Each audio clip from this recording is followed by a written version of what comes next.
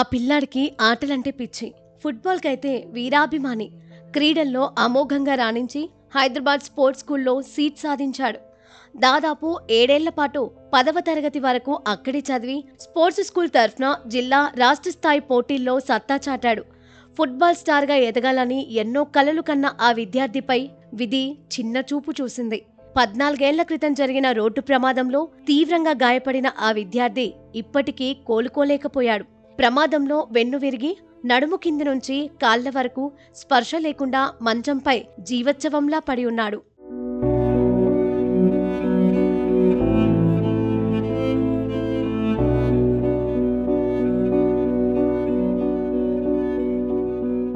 Guntur housing board కాలనీకి చెందిన Duggirala Ephraim దత్తుబాబు దీనస్థితి ఇది. ఎఫ్రాయిం 10వ తరగతి పాస్ అయిన తర్వాత 2012లో హైదరాబాద్ స్పోర్ట్స్ స్కూల్లో సర్టిఫికెట్ల కోసం వెళ్లాడు. తిరిగి ఆటోలో వస్తుండగా జరిగిన రోడ్డు ప్రమాదంలో ఆయన వెన్నుముకకు తీవ్ర గాయమైంది. తల్లిదండ్రులు ఎన్ని ఆసుపత్రులు తిప్పినా కనీసం లేచి నిలబడలేకపోయాడు. ఫలితంగా 14 ఏళ్లుగా మంచానికే పరిమితమయ్యాడు. నడుము నుంచి కింద అరికాళ్ల వరకు స్పర్శ లేదు. రక్త ప్రసరణ సక్రమంగా జరగక ఆ ప్రాంతం మొత్తం నల్లగా కమిలిపోయింది. ఒకే వైపు తిరిగి పడుకోవడంతో మెడభాగం నుంచి కాళ్ల వరకు పుండ్లు పడ్డాయి. అత్యంత దీనస్థితిలో కాలం వెళ్లదీస్తున్నానని, తన కోసం తల్లిదండ్రులు ఎంతో కష్టపడుతున్నారని దత్తుబాబు ఆవేదన వ్యక్తం చేస్తున్నాడు. నమస్కారం అండి, నా పేరు ఎఫ్రాయిం. నాకు ఇప్పుడు 31 సంవత్సరాలు. సో నేను 10th ఎగ్జామ్స్ అయిపోయి సర్టిఫికేట్స్ తెచ్చుకోవడానికని వెళ్తున్నప్పుడు యాక్సిడెంట్ అయింది. సో నేను అప్పటి నుంచి బెడ్ మీదే ఉన్నాను. 2011లో ఈ యాక్సిడెంట్ జరిగింది. స్పైనల్ కార్డ్ ఇరిగిపోయింది అనమాట. సో దానివల్ల నేను ఇలా ఉన్నాను. నా పరిస్థితిని చూసి ఏబిఎన్ వాళ్ళు నన్ను చూడడానికి వచ్చారు. సో ఆర్థికంగా చాలా ఇబ్బందులుగా ఉన్నాం. మాకు పెన్షన్ ఏమన్నా వస్తుందేమో అని మేము గవర్నమెంట్ని రిక్వెస్ట్ చేస్తున్నామండి. సో మీరే మాకు దారి చూపించాలి. ఇంట్లో సిచ్యువేషన్స్ కూడా ఏం బాగాలేవు. సో మా నాన్న కూడా హార్ట్ పేషెంట్, మా అమ్మ కూడా హార్ట్ పేషెంట్. రీసెంట్గా మా అన్నయ్య చనిపోయాడు. మాకున్న ఇన్కమ్ సోర్స్ అన్నయ్య. నెలకు వచ్చేటప్పటికి చాలా ఖర్చు అవుతుంది అన్న. అంటే నా పర్సనల్గానే డైపర్స్ వేసుకోవాలి, కాళ్ళకి మెడిసిన్స్, స్ట్రెస్ వల్ల షుగర్ ఉంది, షుగర్ మెడిసిన్స్, స్ట్రిప్స్, కాటన్, ఇవన్నీ చాలా ఖర్చు అవుతుంది. నాకు ఖచ్చితంగా గాలి లేనిదే ఉండడం చాలా కష్టం. వెనకాలంతా పుండ్లు పడిపోయినాయి, బాగా బ్లీడింగ్ అవుతూ ఉంటుంది. సో దానివల్ల చాలా ఇబ్బంది పడుతున్నాను. ఖర్చుది ఒకటే చాలా ప్రాబ్లం ఉంది. డాడీకి వచ్చే పెన్షన్లో హౌస్ రెంట్, కరెంటు బిల్లుకే వెళ్ళిపోయింది. ఎవ్రీ మంత్ బయట నుంచి తీసుకొస్తూ ఉంటాడు.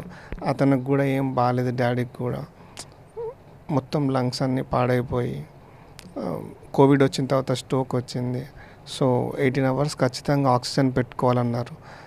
సో ఆక్సిజన్ మీదే ఉంటారు.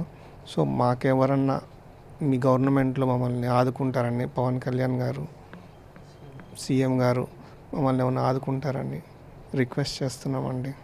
పెన్షన్ ఏమన్నా నాకు పెన్షన్ శాంక్షన్ చేసేలా చూడండి. చాలా రకాలుగా ప్రయత్నించామండి పెన్షన్ కోసం, కానీ అవ్వలేదు. మీ ఇప్పుడన్నా ఏబిఎన్ ద్వారా నా రిక్వెస్ట్ని యాక్సెప్ట్ చేసి కొంచెం పెన్షన్ ఇప్పించేలాగా చూడండి. ఆర్థికంగా మమ్మల్ని కొంచెం ఆదుకోండి. ఈ రిక్వెస్ట్ చేసుకుంటామండి. థ్యాంక్ యూ అండి.